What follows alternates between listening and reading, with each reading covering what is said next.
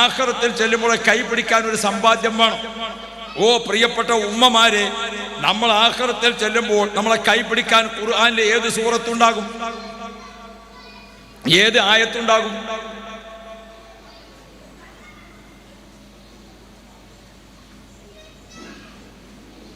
ബഹുമാനപ്പെട്ട റസൂലുള്ളാഹി സ്വല്ലല്ലാഹു അലൈഹി വസല്ലം തങ്ങൾ ജന്നത്തുൽ ബഖീയിൽ ഒരു ജനാസ നിസ്കരിക്കാൻ വേണ്ടി നിൽക്കുകയാണ്. മദീനത്തെ ഖബർസ്ഥാനാണ് ജന്നത്തുൽ ബഖീ. നമ്മുടെ മയ്യത്ത് കൊണ്ടുവന്ന് വെച്ചു. റസൂലുള്ളാഹി നിസ്കരിക്കാൻ വേണ്ടി നിൽക്കുകയാണ്. അപ്പോഴേക്ക് ആകാശത്തുനിന്ന് വാതിൽ തുറന്ന് പടപടോ മലായിക്കത്ത് ഒന്നായിട്ട് ഇറങ്ങി. ജന്നത്തുൽ ബഖീ മൈതാനി മുഴുവനും മലക്കുകളെ കൊണ്ട് നിറഞ്ഞു. നിസ്കാരം കഴിഞ്ഞപ്പോൾ അല്ലാഹു റസൂൽ ചോദിക്കുന്നുണ്ട്, അല്ലയോ ജിബ്രീലേ, എന്താണാവോ ഇത്രയധികം മലക്കുകൾ ജനാസ നിസ്കാരത്തിന് വന്നത്? ജിബ്രീൽ അലൈഹിസ്സലാം പറഞ്ഞു, നബിയേ, ഈ മയ്യത്തിന് എല്ലാവർക്കും ഇഷ്ടമാണ്. ഈ മയ്യത്തിന്റെ പേരറിയാത്ത ഒരു മലക്കുമില്ല. മുആവിയ റളിയല്ലാഹു അൻഹു, എല്ലാ മലക്കുകൾക്കും അദ്ദേഹത്തോട് ഇഷ്ടമാണ്. അതുകൊണ്ട് ഇദ്ദേഹം വഫാത്തായി തങ്ങൾ മയ്യത്ത് നിസ്കരിക്കുന്ന കണ്ടപ്പോ മലായിക്കത്തൊക്കെ അള്ളാഹിനോട് സമ്മതം ചോദിച്ചു.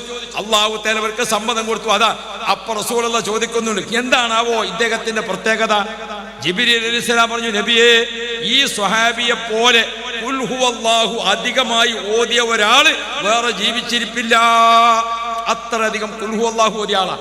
മാത്രമല്ല ഓതൽ മാത്രമല്ല, ഖുൽ ഹുവല്ലാഹുവിനുള്ള അത്ര മഹബ്ബത്ത.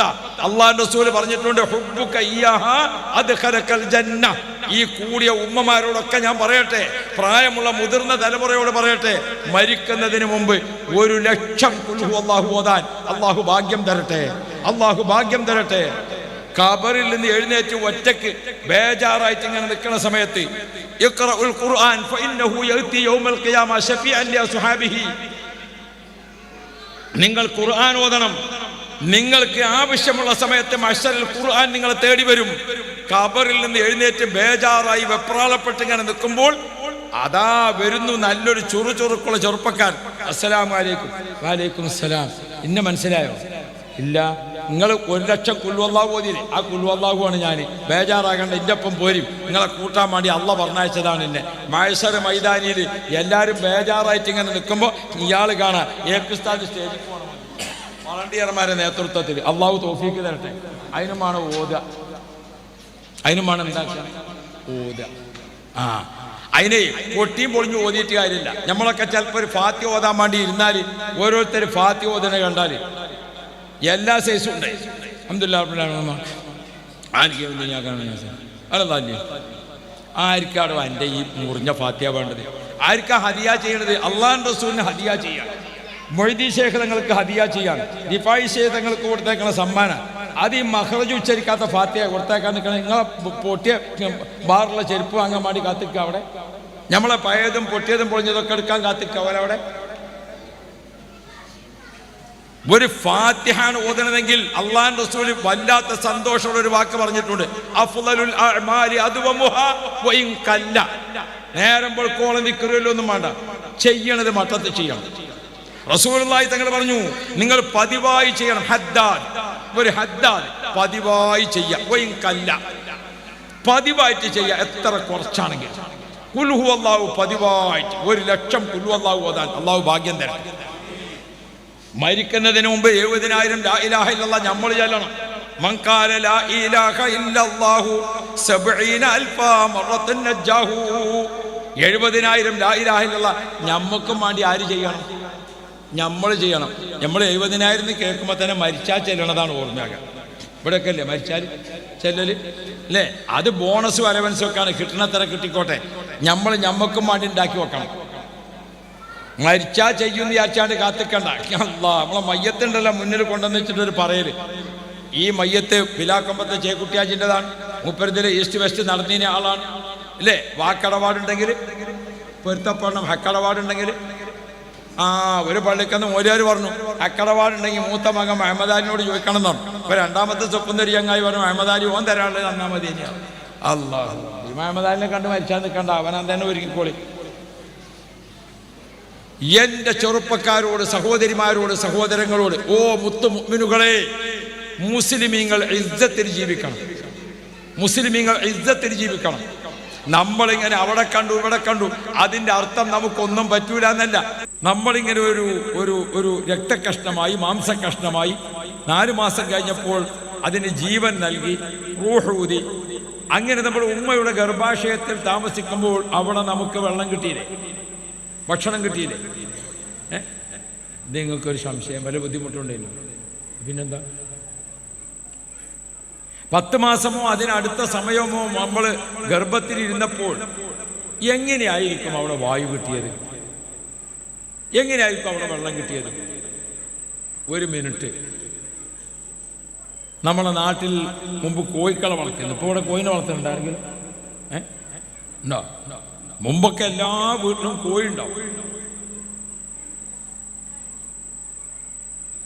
ഇപ്പോ അന്ന് ഈ മതിലൊന്നും കെട്ടിയിട്ടുള്ള വീടുകളല്ല, ഒക്കെ തുറന്നിട്ട വീടുകൾ.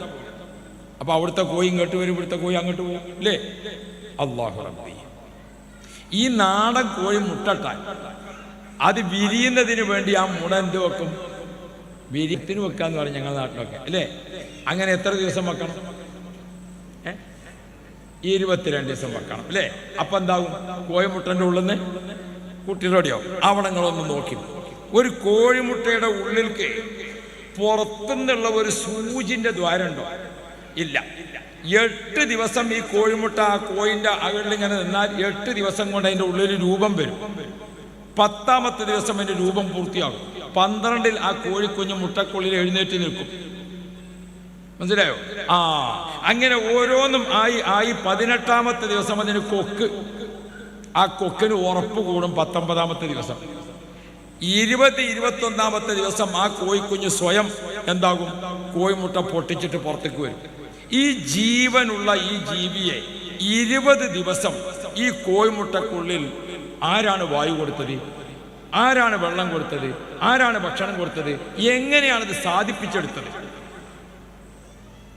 ആ ഉടമസ്ഥന്റെ പേരാണ് അല്ലാഹ്. ആ ഉടമസ്ഥന്റെ പേരാണ് അല്ലാഹ്. ആ കോഴിക്കുട്ടി ഭൂമിക്ക് വന്ന് നമ്മളെ കയ്യിൽ കിട്ടി. ഉമ്മ സാധാരണ കോഴിക്കുട്ടിനെ മൂടുന്നൊരു കൊട്ടുണ്ട്, അതേതാ അങ്ങനെ ഓട്ടമുള്ള കൊട്ടയാണ്, വായു കിട്ടണേ അല്ലേ? ഉമ്മ കുളിമുറിയിലായപ്പോ കുട്ടിയെടുത്തുകാട് കോഴിക്കുട്ടികളെ മൂടി വെച്ചു. അത് ചെമ്പോണ്ടാ മൂടിയത്, നമ്മളാ വട്ടച്ചെമ്പുണ്ടല്ലേ, അതുകൊണ്ടാ മൂടി വെച്ചത്. ഉമ്മ കുളിമുറിയിൽ നിന്ന് വന്നപ്പോ അതിന് ഒറ്റ കോഴിക്കുട്ടിക്ക് ജീവനുണ്ടോ? അപ്പൊ ശ്വാസം തിങ്ങിയിട്ട് ഈ കോഴിക്കുഞ്ഞ് ചെമ്പിൻ്റെ ഉള്ളിൽ നിന്ന് ജീവൻ പോയില്ലേ? എന്തേ കോഴിമുട്ടന്റെ ഉള്ളിൽ നിന്ന് ജീവൻ പോകാഞ്ഞത്? നമ്മളെ വീട്ടിൽ പ്രസവിച്ചിരിക്കുന്ന കൊച്ചു കുട്ടിയെ നമ്മളൊരു ചെമ്പിൻ്റെ ഉള്ളിൽ കുറച്ചു നേരം അടച്ചു വെച്ചാൽ കുട്ടി വാക്കുണ്ടാവും. എന്തേ ഉമ്മാന്റെ ഗർഭാശയത്തിന് സംഭവിക്കാതിരുന്നത്? എങ്ങനെയാണ് ഉമ്മയുടെ ഗർഭാശയത്തിന് നമുക്ക് വായു കിട്ടിയത്, വെള്ളം കിട്ടിയത്, ഭക്ഷണം കിട്ടിയത്? ഈ കോഴിമുട്ടയുടെ ഉള്ളിൽ ഈ കോഴിക്കുഞ്ഞ് എങ്ങനെയാണ് ഇത്ര കാലം അത്രയും ദിവസം നിന്നത്? ആ കോഴി കുഞ്ഞിനെ അവിടെ വെച്ചുകൊണ്ട് വായുവും വെള്ളവും കൊടുത്ത റബ്ബാരാണോ? അതാണ് അല്ലാഹ് ഉടമസ്ഥൻ. നമ്മൾ അല്ലാഹുവിനെ കുറിച്ച് പഠിക്കണം മുസ്ലിമീങ്ങൾ.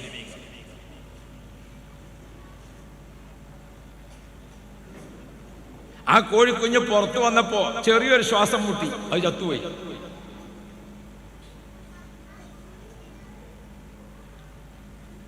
എന്നാൽ നമ്മൾ പണ്ട് ബ്രിട്ടീഷുകാരൊക്കെ ഇവിടുന്ന് പോയതിന്റെ ശേഷം പിന്നെ സായിപ്പും മാതാമിയൊന്നും ഈ വൈക്ക് വന്നേനി കാണാൻ വേണ്ടിയിട്ട്. അപ്പൊ നമ്മളെ മലപ്പുറത്ത് ആ കുന്നിന്റെ മുകളിലുണ്ട് രായാക്കാന്റെ ചായക്കച്ചവടം. അപ്പൊ ആ ചായക്കച്ചവടം പഴയ കാലത്ത് ഒരു ചായ ചോദിച്ചാൽ ഇപ്പത്തെ മാതിരിയല്ല. ഇപ്പൊ ഒരു ചായ ചോദിച്ചാൽ അങ്ങനെ കുത്തി കലക്കിയിട്ടുണ്ട് തരലാണ്. അതിനുള്ള രുചി ഉണ്ടാവും. പണ്ട് അങ്ങനെയല്ല. 2 ചായ ചോദിച്ചാൽ മൂപ്പര് കൊണ്ട് ചായ ആറ്റല്. നിങ്ങൾ കണ്ടിട്ടില്ല ഇങ്ങനെ അല്ലേ? ഇപ്പൊ സായിഫും മദാമി ഇങ്ങനെ നോക്കുമ്പോ ഇങ്ങനെ ആറ്റിയിട്ട് ഇങ്ങനെ ചായ കുടിക്കണ പോലും വിചാരിച്ചു ഇവിടെ നിന്നാ ചായ മീറ്റർ കണക്കാക്കിയിട്ടേക്കാരും കൊടുക്കല്. അപ്പൊ സായിപ്പ കച്ചവടക്കാരനോട് പ്ലീസ് 1 മീറ്റർ ടീ, 1 മീറ്റർ ചായക്ക്. കടി കൊടുത്തു നോക്കുമ്പോ കൊടുത്തത് ഏതാണെന്നറിയാം? കടി കൊടുത്തു നോക്കുമ്പോ കൊടുത്തത് സുഗീനാണ്. അത് മദാമണ് പൊട്ടിച്ചു നോക്കുമ്പോ അതിൻ്റെ ഉള്ളിൽ മുഴുവനും ചെറുപയര്. അപ്പൊ അത് വേഗം പൂട്ടി നോക്കി, ഇതൊക്കെ പടത്തിൻ്റെ ഉള്ളിൽ എങ്ങനെയാണ് നിറച്ചത്? പുറത്തൊരു ഓട്ടയില്ലാതെ ഇതിൻ്റെ ഉള്ളിൽ നിറച്ചിക്കണത് എങ്ങനെയാണ്? പടച്ചോനെ, അമേരിക്കക്കാർക്കില്ലാത്ത ബുദ്ധിയുള്ള മലപ്പുറക്കാർക്ക് എന്നുള്ള നിലക്ക് ആ പൊട്ടിച്ച സുഖിയും തിന്നുങ്ങാണ്ട് പുതിയ 2 വാങ്ങി ഒരു കൊണ്ടേക്കണേ. അതിൻ്റെ റിസൾട്ട് വന്നാൽ നിങ്ങൾ അടുത്ത കൊല്ലം വിളിക്കേണ്ടി. അപ്പം ഞാൻ പറഞ്ഞായിരുന്നു. അപ്പം ഞാൻ ഓർമ്മപ്പെടുത്തുന്നത് സുഖീൻ്റെ ഉള്ളിൽ ചെറുപയർ നിറച്ചത് മാതിരി അല്ല കോഴിമുട്ടൻ്റെ ഉള്ളിൽ കോഴിക്കുഞ്ഞിനെ വെച്ചത്, ഉമ്മാൻ്റെ ഗർഭാശയത്തിൽ നമ്മളെ വെച്ചത്. ഇവിടെ നമ്മൾ അള്ളാഹ് എന്നതിനെ കുറിച്ചൊന്ന് ചിന്തിക്കണം, അള്ളാഹ് എന്നതിനെ പറ്റി പഠിക്കണം. എന്നിട്ട് നമ്മൾ ആ കോഴിമുട്ടയുടെ ഉള്ളിൽ എങ്ങനെ വായു കിട്ടി, ആ കോഴിമുട്ടയുടെ ഉള്ളിൽ എങ്ങനെ ഭക്ഷണം കിട്ടി, ഉമ്മയുടെ ഗർഭാശയത്തിൽ നമുക്കെങ്ങനെ അത് കിട്ടി, പുറത്തുനിന്നൊരു ദ്വാരല്ല. ഇനി ചിന്തിക്കും, അല്ലാഹു സുബ്ഹാനഹു വ തആല മരണാനന്തരം നമ്മൾ കിടക്കുന്ന ഖബർ ഒരു പക്ഷേ സ്വർഗ പൂന്തോപ്പാണ്. 6 അടി മണ്ണാകുന്ന ഖബർ അല്ലേ, ഒരു കീ ഖബറും ഒരു മേക്കബറും അല്ലേ, ആ കീ ഖബറും മേക്കബറും കുത്തിയിട്ട് അതിൽ കൊണ്ടുപോയി വെക്കുകയാണ് നമ്മളെ. ആ കൊണ്ടുപോയി വെച്ചിരിക്കുന്ന ഖബറിലേക്ക് നമുക്ക് കിട്ടേണ്ടതൊക്കെ കിട്ടാൻ, ആ കൊണ്ടുവച്ചിരിക്കുന്ന ഖബറിലേക്ക് അവിടേക്കനുസരിച്ച വായു തരാൻ, അവിടേക്കനുസരിച്ച വെള്ളം തരാൻ, അവിടേക്കനുസരിച്ച ഭക്ഷണം തരാൻ, അവിടൊക്കെ പറ്റാവുന്ന വിരിപ്പ് തരാൻ നിങ്ങൾ എൻ്റെ കൂടെ നിന്ന് പിരിയാൻ പാടില്ല. ഉമ്മയുടെ ഗർഭാശയത്തിൽ നിന്ന് കിട്ടിയിരിക്കുന്ന വായുവും വെള്ളവും മനസ്സിൽ കണ്ടുകൊണ്ട് നമ്മൾ ഖബറിലേക്ക് ചിന്തിക്കണം.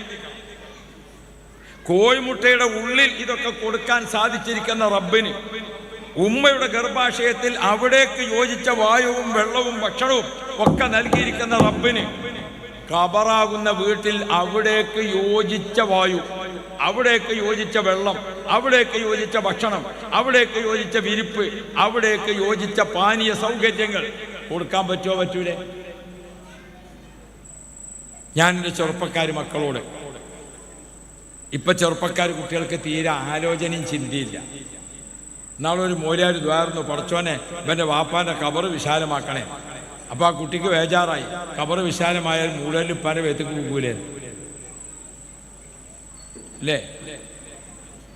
അത്രയും നമുക്ക് ബുദ്ധിയും ചിന്തയുള്ളൂ. എന്തുകൊണ്ട്? സയൻസും പഠിക്കണില്ല, ശാസ്ത്രവും പഠിക്കണില്ല, മതവും പഠിക്കണില്ല. ഉണ്ടോ?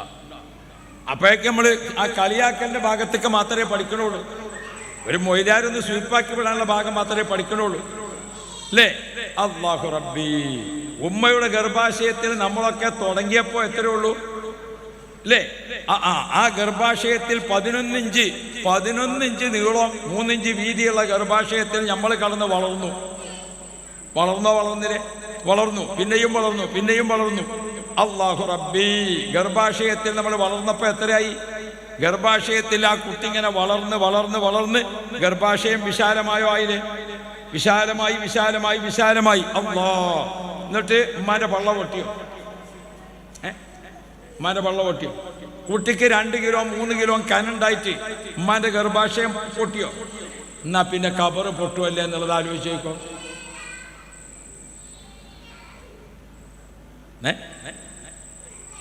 അല്ലാഹു ആകുന്ന ഉടമസ്ഥൻ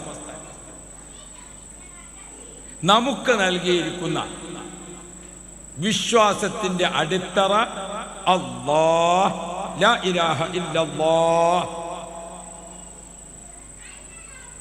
ആ വിശ്വാസപ്രകാരമുള്ള മുസ്ലിമീങ്ങൾ ഉമ്മയുടെ ഗർഭാശയത്തിലും കോഴിമുട്ടന്റെ ഉള്ളിലും ഒക്കെ അവിടേക്ക് അനുയോജ്യമായ വായുവും വെള്ളവും ഭക്ഷണവും സൗകര്യവും ഒക്കെ കൊടുക്കുന്ന അല്ലാഹു തആല. ആ അല്ലാഹുവിനെ നമ്മൾ ഓർക്കണം പ്രിയപ്പെട്ട മക്കളെ. ആ അല്ലാഹു ആകുന്ന ഉടമസ്ഥൻ ഭൂമിയിൽ നമുക്ക് ജനനം വെച്ചു, ഭൂമിയിൽ നമുക്ക് മരണവും വെച്ചു. ജനനം നിശ്ചയിച്ച അല്ലാഹു തആല മരണം നിശ്ചയിച്ചപ്പോൾ മരണം ഒരു നശിക്കലല്ല. വിശ്വാസികളെ സംബന്ധിച്ചിടത്തോളം മരണം എന്തല്ല? നശിക്കലാണ്. അല്ല, പിന്നെന്താണ് മരണം എന്നതിൻ്റെ ഡെഫിനിഷൻ? അൽ മൗത്ത് എന്ന് പറഞ്ഞാൽ ഇന്തിഖാലു ഹയാത്തിൻ ഇലാ ഹയാത്തിൻ ഉഖറ, നിലവിലുള്ള താമസ സ്ഥലത്ത് നിന്ന് തൽക്കാലം മറ്റൊരു സ്ഥലത്തേക്ക് താമസം മാറുക. അതിൻ്റെ പേരാണ് മരണം. ഇപ്പം നിലവിൽ താമസിക്കുന്ന സ്ഥലത്ത് നിന്ന് താമസം ഒന്ന് അപ്പുറത്തേക്ക് മാറുക, അതാണ് മരണം. അപ്പൊ ഇവിടെ താമസിക്കുമ്പോൾ ഗർഭാശയത്തിൽ താമസിച്ചപ്പോൾ അതിനനുസരിച്ചാണ്, ഭൂമിയിൽ താമസിക്കുമ്പോൾ അതിനനുസരിച്ചാണ്, ബർസഖി ലോകത്തെ ഖബറിൽ താമസിക്കുമ്പോൾ അതിനനുസരിച്ചാണ്. അല്ലാഹു റബ്ബി, ബഹുമാനപ്പെട്ട മഹാന്മാരിൽ ചിലരൊക്കെ വഫാത്താകുന്ന സമയത്ത് അവർ അള്ളാഹുവിൻ്റെ റസൂലുമായി അത്ര മഹബത്തിൽ ജീവിച്ച ആളുകളാണ്. അവരിൽ ചില മഹാന്മാർ, ആശിക്കീങ്ങളായ ചില മഹാന്മാർ വഫാത്താകുമ്പോൾ അവർ വസിയത്ത് ചെയ്തിരുന്നു, ഞാൻ മരണപ്പെട്ട് എൻ്റെ ഖബറിൽ മറവ് ചെയ്യുമ്പോൾ ഈ ഖബർ കുറച്ച് ആയത്തിൽ കുഴിക്കണം. ഈ ഖബർ എന്തുവാണ്? താഴത്തെ ഖബർ കുറച്ചും കൂടി ആയത്തിൽ. എന്തിന്? എൻ്റെ ഖബറിലേക്ക് മുഹമ്മദ് മുസ്തഫ, ഞാൻ മരിച്ചാൽ എൻ്റെ ഖബറിലേക്ക് എന്നെ കാണാൻ റസൂലുള്ളാഹി തങ്ങൾ വരും. നബിതങ്ങളെ കണ്ടുകൊണ്ട് എനിക്ക് അവിടെ കിടക്കാൻ കഴിയില്ല. എനിക്ക് നബിതങ്ങൾ വരുമ്പോൾ എഴുന്നേറ്റ് നിൽക്കാൻ എൻ്റെ ഖബറിൽ എനിക്ക് സൗകര്യം ചെയ്യണം എന്ന് ആശിക്കീങ്ങൾ വസിയത്ത് പറഞ്ഞിട്ടുണ്ട് എന്ന് കിതാബുകളിൽ കാണാൻ പറ്റും. അത് ഒരു ദറജയാണ്. ഓ പ്രിയപ്പെട്ട മക്കളെ, ഒരു പരീക്ഷ എഴുതുന്ന കുട്ടി, ഡിഗ്രി പരീക്ഷ എഴുതുന്ന കുട്ടികൾ 3 വിധത്തിലാണ്. ഒന്ന്, പരീക്ഷ ശ്രദ്ധിക്കാതെ പഠിക്കാൻ വേണ്ടി പോയിട്ട് പോയ കാര്യം നോക്കാതെ അവിടെ പോയി ഇവിടെ പോയി മറ്റേ നോക്കി പരീക്ഷനെ ഒരു നോർമലായിട്ട് തള്ളിയ ആൾക്കാർ. രണ്ടാമത്തെ ഒരു വിഭാഗം ഓനെങ്ങനെ പരീക്ഷയ്ക്ക് പഠിക്കുകയൊക്കെ ചെയ്യും, പക്ഷെ അശ്രദ്ധ കുറച്ച് കൂടുതലാണ്. മൂന്നാമത്തെ ഒരു വിഭാഗം കുട്ടികളുണ്ട്, ഓരെങ്ങനെ ഒരു നന്നായി പഠിച്ച് IAS ആകാൻ, നന്നായി പഠിച്ച് PhD എടുക്കാൻ, നന്നായി പഠിച്ചുകൊണ്ട് ഉന്നതങ്ങളിലേക്ക് എത്താൻ അത് കണ്ടിട്ട് പഠിക്കണം. ഇതേമാതിരിയാണ് മരണത്തിനെ ആലോചിക്കുന്ന ആൾക്കാർ. ഒരു വിഭാഗം ആളുകൾ മരണത്തിനെ പറ്റി ചിന്തയില്ല, അവർ മരണത്തിൽ നിന്ന് ഒളിച്ചോടുന്നവരാണ്. അവർക്ക് കിതാബിന്റെ ഭാഷ മുൻഹമിക്കുന്ന, മരണത്തിൽ നിന്ന് ഒളിച്ചോടുന്നവർ. പക്ഷേ ഒളിച്ചോടിയിട്ട് രക്ഷപ്പെടാൻ കഴിയും. രണ്ടാമത്തെ ഒരു വിഭാഗമുണ്ട്, അവരെന്താ മരണത്തിനെ പറ്റിയുള്ള ആലോചനയും ചിന്തയൊക്കെ ഉണ്ടെങ്കിലും മനുഷ്യ സഹജമായി തെറ്റും കുറ്റമൊക്കെ സംഭവിക്കും. പക്ഷെ അവരെന്ത് ചെയ്യും? അവർ തെറ്റ് ചെയ്താൽ അതിൽ നിന്ന് ഖേദിച്ച് മടങ്ങി തൗബ ചെയ്യും. അവർക്ക് കിതാബിന്റെ ഭാഷ തായിബ്. മൂന്നാമത്തെ ഒരു വിഭാഗം അവരെപ്പോഴാ? അവർ ഓരോ സെക്കൻഡിലും പടച്ചോനെ അള്ളാനെ കാണണമല്ലോ, പടച്ചോനെ കാണണമല്ലോ. എനിക്ക് കണ്ണ് തന്നത് അള്ളാഹുവാണ്, ആ അള്ളാനെ ഒന്ന് കാണണം. എനിക്ക് മൂക്ക് തന്നത് അള്ളാഹുവാണ്, ആ പടച്ചോനെ ഒന്ന് കാണണം. എനിക്ക് സംസാരശേഷി എന്നത് അള്ളാഹുവാണ്, ആ അള്ളാനെ ഒന്ന് കാണണം. എൻ്റെ ഈ മുഖത്തിന് ഭംഗി തന്നത് അള്ളാഹുവാണ്, റബ്ബിനെ ഒന്ന് കാണണം. എനിക്ക് ഈ കൈകൾ തന്നത് അള്ളാഹുവാണ്, അള്ളാനെ ഒന്ന് കാണണം. എനിക്ക് ഈ കാല് തന്നത് അള്ളാഹുവാണ്, റബ്ബിനെ ഒന്ന് കാണണം. പടച്ചോനെ എന്തൊക്കെയാണ് റബ്ബ് തന്നത്? അള്ളാഹു എന്തൊക്കെയാ ഇപ്പൊ തന്നത്? നമ്മൾ എപ്പോഴും ഉപയോഗിക്കുന്നതും നമ്മളെ തൊട്ടൊപ്പം നിൽക്കുന്നതും ആയതുകൊണ്ട് നമുക്ക് അതിനെപ്പറ്റി പഠിക്കാൻ കൂടിയില്ല. എന്താ അടുത്തുള്ളതും ഉപയോഗിച്ചും കൊണ്ട് നിൽക്കുന്നതും ആകുമ്പോൾ നമ്മൾ പഠിക്കും. നമ്മൾ ജനിച്ചപ്പോൾ തന്നെ കാണുന്നുണ്ട്, അതുകൊണ്ട് കണ്ണിനെ പറ്റി നമ്മൾ പഠിച്ചിരിക്കണം. നമുക്ക് കണ്ണിനെ പറ്റി എന്താ അറിയാം? കണ്ണാണ് എന്നറിയാം. അതെ, നമ്മളെ കണ്ണിൽ അല്ലാഹു തആല വെച്ചിരിക്കുന്ന സംവിധാനം എത്രയാണ്? ലോകത്ത് നമ്മൾ ഏത് രാജ്യത്ത് ഇപ്പൊ ഹജ്ജിനടക്കം പോയാൽ എയർപോർട്ടിൽ ഇറങ്ങിയാൽ ആദ്യത്തെ പണി എന്താ? ആദ്യത്തെ പണി കണ്ണ് പരിശോധനയാണ്. ഏതാണിത്? നമ്മൾ എയർപോർട്ടിൽ ഇറങ്ങി എമിഗ്രേഷനിലേക്ക് ഇങ്ങനെ ചെല്ലുമ്പോൾ അവിടെ ഒരു ക്യാമറ വെച്ചിട്ടുണ്ട്. ആ ക്യാമറയിൽ നമ്മൾ എന്ത് ചെയ്യണം? കണ്ണറിൻ്റെ എടുത്തിട്ട് ഒരു മൈക്രോ സെക്കൻഡ് ഒന്ന് നോക്കിയിട്ട് എടുത്താൽ മതി. നോക്കി ഇങ്ങനെ നിൽക്കൊന്നും വേണ്ട, എന്ത് മതി? അപ്പോഴേക്ക് അവിടെ ആ കണ്ണ് ഒറ്റ ക്യാമറയിൽ വന്നപ്പോഴേക്കും ലോകത്ത് ആർക്കൊക്കെ കണ്ണുണ്ടോ അതിൽ നിന്ന് നമ്മൾ വേർതിരിക്കും. ഈ വന്നത് ആടല്ല, ഈ വന്നിരിക്കുന്ന ആളെ കണ്ണ് മാറ്റി വെച്ചിട്ട് ആടിന്റെ കണ്ണ് വെച്ചതല്ല. ലോകത്ത് കടലിലും കരയിലും ആർക്കൊക്കെ കണ്ണുണ്ടോ അതിൽ നിന്നൊക്കെ നമ്മൾ വേർതിരിച്ചു കണ്ണ്. ഇയാൾ ലോകത്ത് എവിടെയെങ്കിലും പിടികിട്ടാ പുള്ളിയാണോ, തീവ്രവാദിയാണോ, വല്ല കുഴപ്പത്തിലും പെട്ട ആളാണോ, എവിടെയെങ്കിലും പോലീസ് സ്റ്റേഷനിൽ കേസുള്ള ആളാണോ, ഒക്കെ ആര് പറയും? കണ്ണ് പറയും. അങ്ങനത്തെ ഒരു മുതലാണ് കണ്ണ്. അല്ലാഹു തആല നമ്മളോട് ചിന്തിക്കാൻ പറഞ്ഞു, അലം നജ്അൽ ലഹു ഐനൈൻ, 2 കണ്ണ് നിങ്ങൾക്ക് തന്നിട്ടില്ലേ ചെറുപ്പക്കാരെ? എന്റെ ഡിഗ്രിക്കും അപ്പുറമൊക്കെ പഠിച്ചുകൊണ്ടിരിക്കുന്ന പെൺകുട്ടികളുണ്ട്, ആൺകുട്ടികളുണ്ട്. ആലോചിക്കണം, നമ്മുടെ കണ്ണ് എത്ര വലിയ നിഅമത്താണ്. അല്ലാഹു തആല എവിടെ കണ്ണ് വെച്ചത്? അർഹതപ്പെട്ട സ്ഥലത്താണ് വെച്ചത്, അല്ലേ? അല്ലാഹ് നാളെ യുക്തിവാദി ചങ്ങായി പറഞ്ഞു, പഠിച്ചോണ്ടിരിച്ച കൈ വിരലുമ വെച്ചാൽ മതി, എന്നാൽ ഓനിങ്ങനെ നോക്കാനൊക്കെ ഒരു സൗകര്യത്തിൽ. എരുള്ള മുളകുള്ള ചാറും ചോറുമാണ് കൂട്ടിയപ്പോഴാണ് കണ്ണ് വിരലുമലാകണമെങ്കിൽ എങ്ങനെ ഉണ്ടാവും എന്ന് ആലോചിച്ചത്. കണ്ണുകളാം ദൈവം നൽകിയ കനകവിളക്കുകൾ ഉള്ളവരെ ഈ കണ്ണില്ലാ പാവത്തെ കണ്ടില്ലെന്ന് നടിക്കരുതേ. കണ്ടോ, ആ കണ്ണ് കാണാത്ത ആള് പാട്ടുപാടാണ്. ആശിച്ച് ഈ കൈകൾ നീട്ടി കാശികൾ വാങ്ങും വേഷം കെട്ടാൻ ആശയനീക്കില്ല ശേഷമേ ജീവിതം കഴിയണ്ടേ. അയാളിങ്ങനെ പാട്ട് പാടുമ്പോഴേ ബസ്സിൽ അടുത്തിരിക്കണ ചങ്ങായി പറഞ്ഞു നല്ല ട്യൂണാണ്. ഓൻ പാട്ടിന്റെ ട്യൂണാ നോക്കി, ഇവന് കണ്ണ് കാണാത്തതല്ല. നമ്മൾ അവിടെ നോക്കണത്. നമ്മൾക്ക് അള്ളാഹു തന്ന കണ്ണിനെ പറ്റി മാത്രം പഠിച്ചാൽ അള്ളാഹിനെ കാണാൻ പൂതിയാവൂലേ? പടച്ചോനെ ഇത്ര വലിയ കണ്ണ് റബ്ബെനിക്ക് തന്നില്ലേ. ഞാൻ ഈയിടെ ഒരാളെ കണ്ടു, റാസൽ കൈമിലല്ല, എന്താണ് എനിക്ക് പറയാ, റുവൈസിൽ, അബുദാബിയിൽ. അയാൾ കരഞ്ഞു കണ്ടപ്പോൾ. എന്താ കാരണം? അയാൾക്ക് രാത്രി ഉറങ്ങി എഴുന്നേൽക്കുമ്പോഴൊക്കെ കണ്ണിൻ്റെ ഉള്ളിലൊക്കെ മുറിവ് വരിക. ചില ആളുകൾക്കുള്ള കാല് പിണ്ടുകയറുന്നൊരു സോക്കേട്, കാലിങ്ങനെ ഈ സോക്കേട് അയാൾക്ക് കണ്ണിനാണ്. എന്താ കാരണം? അയാൾ രാത്രി ഉറങ്ങാൻ കിടന്നാൽ കണ്ണ് തുറന്നാണ് ഉറങ്ങണത്. കണ്ണ് തുറന്നാണ് ഉറങ്ങണത്, മനസ്സിലായോ? അപ്പൊ എന്താവും? കണ്ണ് തുറന്നുറങ്ങുമ്പോൾ കാറ്റിങ്ങനെ തട്ടിയിട്ട് ഉപ്പ് രുചിയുള്ള വെള്ളമാണ് കണ്ണിൻ്റെ ഉള്ളിലുള്ളത്. അപ്പൊ എന്താവും? കണ്ണിലെ വെള്ളം വറ്റിയിട്ട് കണ്ണ് ദിവസവും നേരം വെളുത്ത് വെച്ചാൽ കണ്ണിൻ്റെ ഉള്ളിൽ മുറിവാണ്. വല്ലാത്ത വിഷമത്തിലാണ് അയാൾ. പടച്ചോനെ, അയാളെ കണ്ണിൻ്റെ പോള കൂട്ടിക്കൊടുക്കാൻ ഒരൊറ്റ ഡോക്ടർക്കും കഴിയണില്ല. നമ്മൾ അള്ളാനെ നമുക്കൊന്ന് കാണാൻ പൂതിയാകണ്ടേ? ഒരൊറ്റ ദിവസം നേരം വെളുക്കോളം ഉറങ്ങിയില്ലെങ്കിൽ എന്താ സ്ഥിതി? ഇപ്പോഴത്തെ ചെറുപ്പക്കാർ കുട്ടികളെ ആലോചിച്ചാണ് അയാളെ കിട്ടുകയാണെന്ന് വെച്ചാൽ നമുക്ക് രാത്രി കാവലിന് നിർത്തേന്. കാരണം ഉറങ്ങിയാലും ഒന്നാണ് നല്ല എഴുതുള്ളൂ. അദ്ദേഹത്തിന്റെ കണ്ണിന്റെ പോള കൂട്ടാൻ പറ്റണില്ല. ഓ പ്രിയപ്പെട്ട ചെറുപ്പക്കാർ, സഹോദരിമാരെ, നമ്മൾ അള്ളാഹിനെ പറ്റി ആലോചിക്കണം. വല്ലദീന ആമനു അശദ്ദു ഹുബ്ബൻ ലില്ലാഹ്. ലാ ഇലാഹ ഇല്ലല്ലാഹ് ആളുകൾക്ക് ഓർക്ക് ഏറ്റവും പൂതി ആരെ കാണാനാ? അള്ളാഹിനെ കാണാനാണ്. ഞമ്മക്കൊക്കെ അള്ളാഹിനെ കാണാൻ പൂതി വേണം.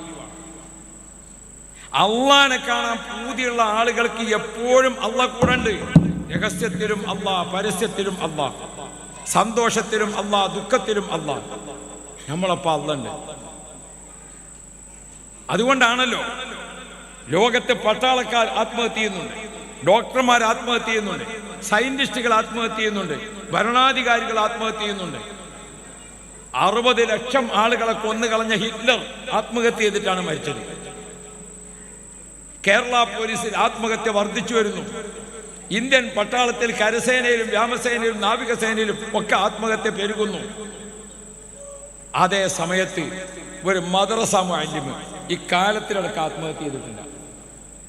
ഒരു മോല്യാരി ആത്മഹത്യ ചെയ്തിട്ടില്ല. ഒരു കാവ്യാരി ആത്മഹത്യ ചെയ്തിട്ടില്ല. എത്ര കഷ്ടപ്പെട്ടാണ് ജീവിക്കണത്. ആകെ 10,000 റുപ്യാണ് ഇപ്പൊ ശമ്പളം. അതിന് കുട്ടികളാണെങ്കിലോ 7 കുട്ടികളും, 7 എണ്ണത്തിലോ 6 പെൺകുട്ടികളും. എന്നിട്ടൊരു മൂല്യർക്ക് വല്ല ബുദ്ധിമുട്ടുണ്ടോ? ഉണ്ടോ? എന്തെങ്കിലും നോക്കണേ, വല്ല ബുദ്ധിമുട്ടുണ്ടോ? നിങ്ങൾ നോക്കിയൊരു മൂല്യാരെ എല്ലാം ഫോറിനാ. ഈ മൂല്യന്മാരൊക്കെ നോക്കുകയാണെങ്കിൽ ഒക്കെ ഗൾഫിൻ്റെ തുണി കുപ്പായാണ്, ഒക്കെ തലയിക്കൊട്ടും തൊപ്പിയും ഒക്കെ അടക്കം. ഒരു ബുദ്ധിമുട്ടുമില്ല. നിങ്ങളെന്താ വിചാരിച്ചു? ഈ കൊറോണ ഒക്കെ ഉണ്ടായ സമയത്ത് ഏറ്റവും കൂടുതൽ ബുദ്ധിമുട്ടായതാരാ?